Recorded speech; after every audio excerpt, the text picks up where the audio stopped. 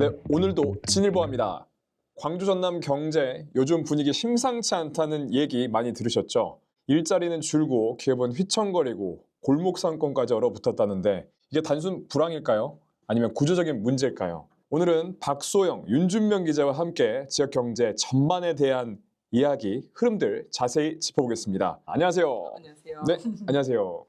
되게 네, 오랜만에 뵙는 네, 우리 또 진일보의 미남미녀 대표 기자들입니다. 두 명의 미남분과 함께 하고 있습니다. 오늘 심각한 얘기예요. 그래서 좀 다시 한번 네네네. 좀 톤을 좀 네. 심각하게 얘기를 해볼게요.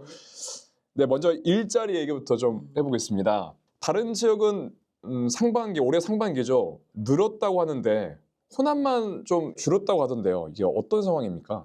네, 그렇습니다. 올해 상반기 전국 대부분 지역 취업자가 전년 동기 대비 늘었는데 호남권에서만 3만 5천 명이 줄었습니다. 인구 순유출도 전국 최고 수준인데요. 특히 20, 30대 청년층이 두드러집니다. 청년 인구가 빠져나가면 당장 고용지표 악화뿐만 아니라 지역에 남아있는 기업의 인력난, 그리고 나아가서 신산업 창출 동력까지 사라지는 게 문제입니다. 그럼 이건 그냥 경기 불황이 아니라 구조적 문제라고 보이는데요. 어떻습니까?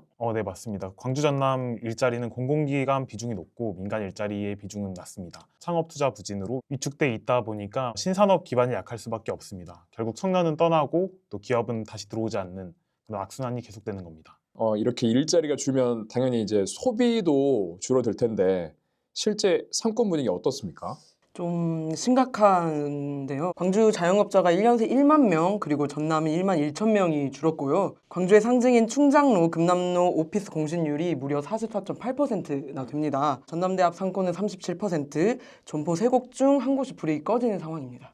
이렇게 핵심 상권이 이 정도면 지역경제 전반이 위협하다는 거네요. 네, 그러니까 보면 신도심에도 좀 공실률이 심각한데요.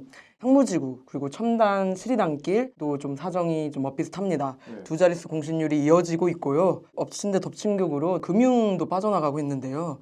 최근 5년간 광주 전남은행 지점 30여 곳이 문을 닫았고요. 부동산 금융을 맡고 있던 우리자산 신탁 호남본부도 대전으로 이전한 상황입니다.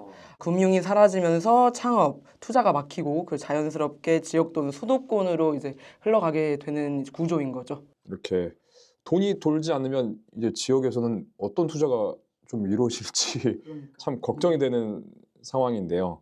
그렇다면 제조업 얘기를 해볼게요. 지역 제조업이 이제 버팀목이 된다고 하잖아요. 상황이 어떻습니까? 좀 대표적으로 최근 대유 이니아 사태를 보면 좋을 것 같은데요. 법원 회생 절차가 기각되면서 협력업체 450곳이 줄도산 위기입니다. 직접 고용 1,200명, 그리고 협력사까지 합치면 수천 명이 좀 위험한 상황입니다. 여기서 끝이 아닌데요. 그 여수 국가산단이 국내 석유화학 생산의 절반을 좀 차지하고 있는데 그 가동률이 62%까지 떨어졌습니다. 일반적으로 가동률을 70에서 80% 정도라고 하거든요. 비교해 보면 굉장히 많이 떨어지는 수준이라고 할 수 있죠.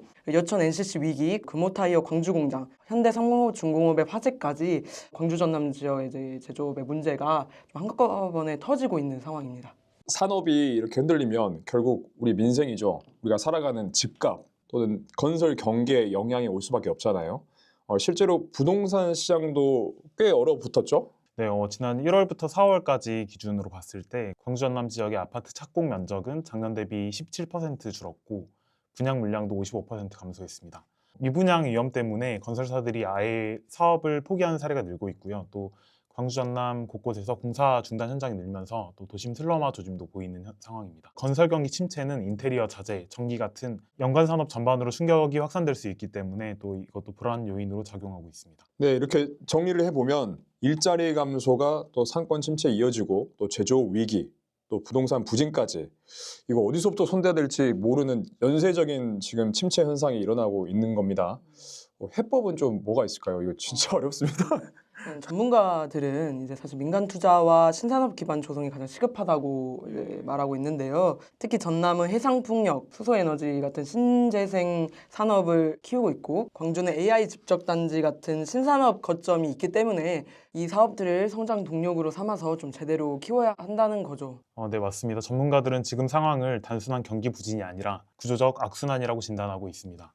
그래서 지방정부와 중앙정부가 먼저 일관된 투자 방향을 제시하고 기업들이 안정적으로 자리 잡을 수 있는 기반을 마련해야 한다는 겁니다. 또 국비 지원과 또 민간 투자를 연계해서 신산업을 적극적으로 유치해야 위축된 경기 흐름을 뒤늦게나마 되살릴 수 있다고 강조합니다. 오늘 얘기 들어보니까 광주 전남 경제 지금 단순히 불황이 아니라 구조적 위기라는 말이 실감이 납니다. 일자리와 산업 기반을 튼튼히 하고 신산업 토대를 마련하는 체제 개선, 이제는 더 이상 미룰 수가 없습니다. 진짜 심각한 문제입니다. 저희는 앞으로도 지역 현실을 직시하고 해법을 찾아가면서 내일도 진일보하겠습니다.